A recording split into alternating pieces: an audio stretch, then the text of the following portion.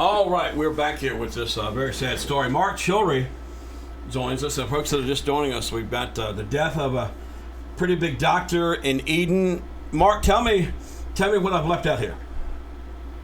Well, according to what I have been able to pick up on, and what we started to pick up on last night after this story started to make ground when it happened, not long after it happened, was that the victim in this shooting was a doctor in Eden who was an OBGYN, an obstetrician gynecologist. And even one of the people from one of the news media outlets, when we started getting information from the Eden Police Department, one of them even responded and said she was my doctor, and I had an appointment to see her on Tuesday. Wow. So a lot of people were talking about this, have been talking about what a well-known doctor she was, and we're talking about Dr. Gwendolyn Riddick of Eden, and it's just a really, Charles, anytime there's a death involved in a shooting of any kind, it's always sad, but this is a domestic-related situation. It's no secret that a lot of times domestic-related situations end up being really ugly, and apparently this one reached unheard of levels in many cases where there's actually a death involved. Now, one thing we don't know, we hadn't heard a lot about, was the park full? I mean, because usually on a Sunday afternoon you expect to be a lot of people out there. Well, I don't know whether the park was full, but I can tell you apparently that there were people there, and that comes from Eden Police Chief Clint Simpson, who, in the statement that came out from the Eden Police Department, he called the shooting a senseless and tragic loss of life, and he said that Dr. Riddick's family and the Work family were talking about at UNC Health Rockingham, the hospital in Eden. They're in their thoughts and prayers. Now, he said that this shooting occurred in the parking lot of Freedom Park, which is on North Edgewood Road there in the city of Eden, and he says it's even more senseless to commit this act of violence in a location with numerous families and children nearby. That's his words. Yeah. Numerous families and children nearby. And we don't know much about the reason, just that they're saying domestic, and they believe it was over custody of a child, maybe? Well, they apparently shared a child, and they had a child together. We don't know at this point what this was over. We don't know why they were in a park, what they were doing there. No idea at this point. I guess this will all come out as the investigation unfolds, but the police chief said that he was thankful to everyone for their assistance. I think he was talking about the public. I think he was talking about the Rockingham County Sheriff's Office. They helped out. District Attorney Jason Ramey was involved in this as well. So a lot of people were involved in this investigation yesterday afternoon. And a lot of times, and I'll say this, District Attorney Jason Ramey is involved in a lot of investigations. They consult with him, especially when you have a shooting case or a death case or something like that. A lot of times these law enforcement agencies will make sure that they consult with the district attorney to make sure that they are making the right charges. So they did that yesterday. Do we know if John Michael Powell of Newport News, is he cooperating? I have no idea, and we probably will never know that until this goes to trial. He has a court date coming up. That's going to be in August. And he has, actually, it's not that far away. He's in jail right now in jail under no bond. But whether he's being cooperative or not, we'll never know that. That would be something that would come out in court. And the police department, like a lot of other organizations, they are not going to release a lot of information a lot of information, especially that involves evidence, any kind of testimony, any kind of statements or anything like that until it goes to trial. He was charged with first-degree murder. Can you, tap into your law enforcement knowledge there? And that means they think he went there with the intent to do it, right? Well, I'm not a lawyer, and I can't. And just like you're not, and so many of us aren't. But first-degree murder, that's the top of the list. That's at the very top. So, and they also charged him with one count of discharging a weapon into occupied property. We know that she was found next to her vehicle. So I can't speak to that because I'm going to be honest with you. A lot of that has changed since my days in law enforcement. These statutes, they're constantly changing, and so I can't tell you exactly what that is, but I can tell you that in North Carolina, first-degree murder is a felony, of course, and it's punishable by life in prison or the death penalty in North Carolina. Do we know where the child was at this point?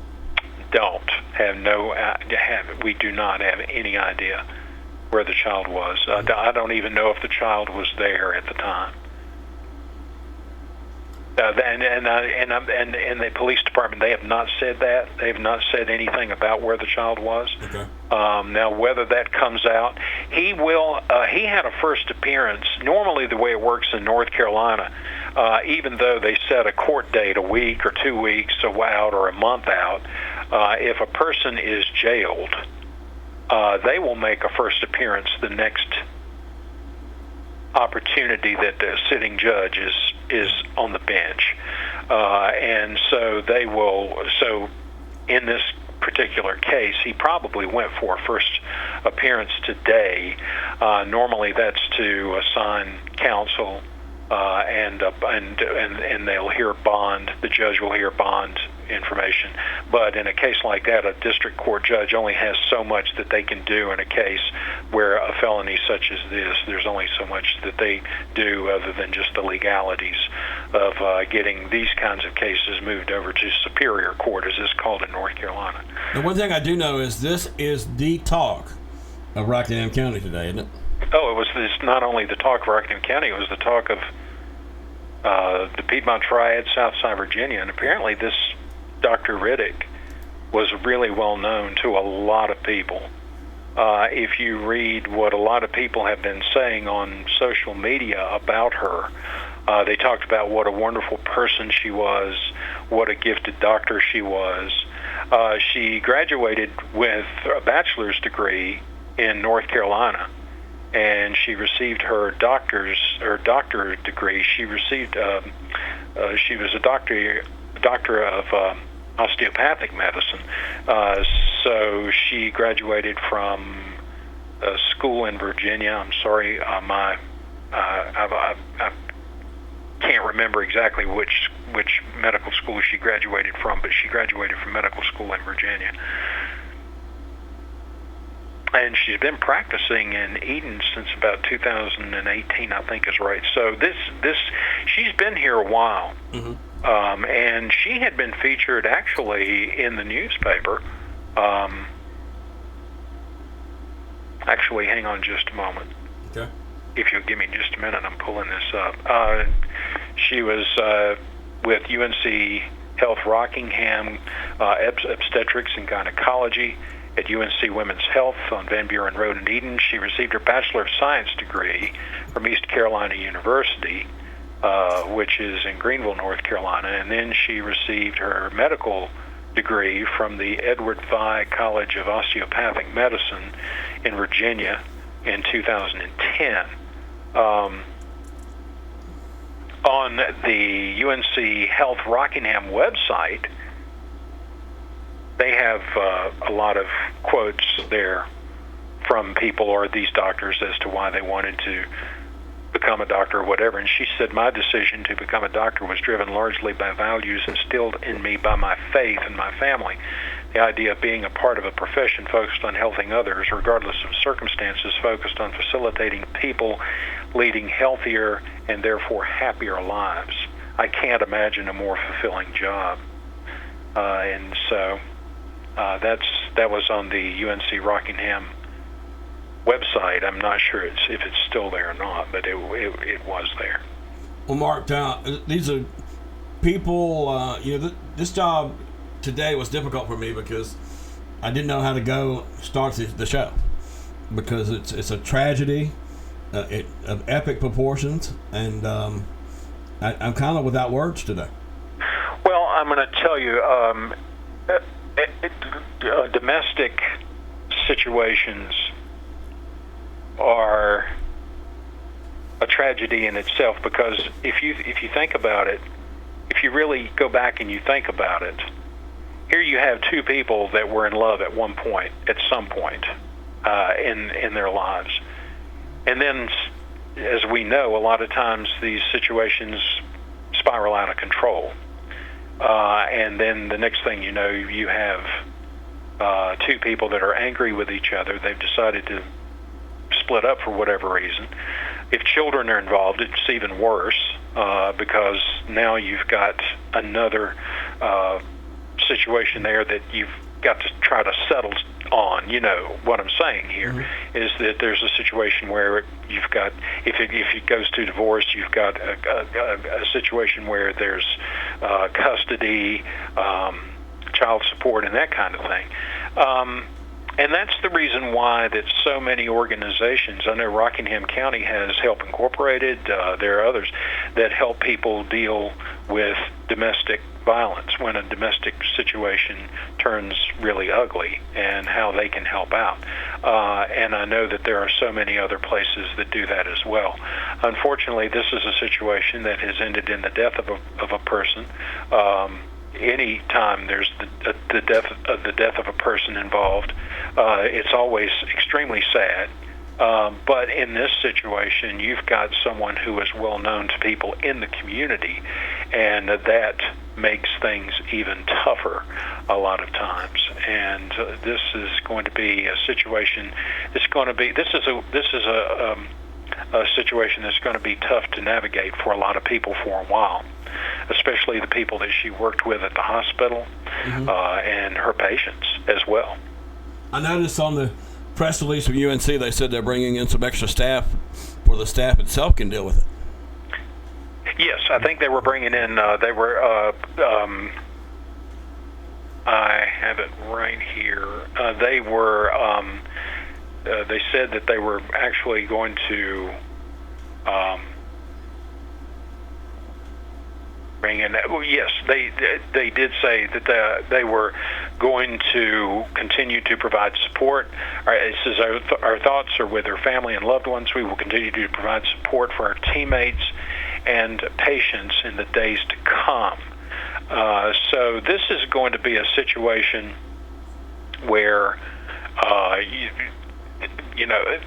this is all still fresh in a lot of people's minds, and there are still people just like you who said you didn't know how to start the show, yeah. And you didn't know her. I don't think, and so I think that this is a situation where there was a lot of shock. When I heard this yesterday, I thought this was another news story, and then I started reading comments from people who said she was my doctor, or I knew her from going to the doctor's office in Eden or something like that. And so then as it started, a little more started coming together on this situation, and it's gonna take a while, just like it does any time that there's a death, especially a violent death. It's going to take a while for people to be able to wrap their head around it and to try to deal with it. And if somebody's out there right now and they're very upset over this or something, reach out and let somebody know that you need some help. Yep. It's okay. Mark, thanks for your knowledge on a story like this, because you make it it makes it where I can function to do the show. I appreciate it.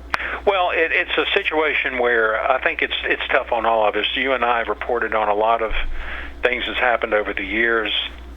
Sometimes we're kind of numb to it, I think, in a way, because we have reported on it so much, and sometimes it's always surprising, but you kind of become numb to it a little bit. And then you have a situation that reminds you, there are so many people out there, and you don't know what someone's going through, and so you have to, keep up with your loved ones and keep an eye on them and keep a check on them, and unfortunately, in this situation, there's a little girl that has lost her mother, and actually, if you think about it, she's lost her father as well. Yeah. And so it's going to be one to definitely keep an eye on and see what happens in this case. Mark, thanks so much. Okay, Charles. Thank you.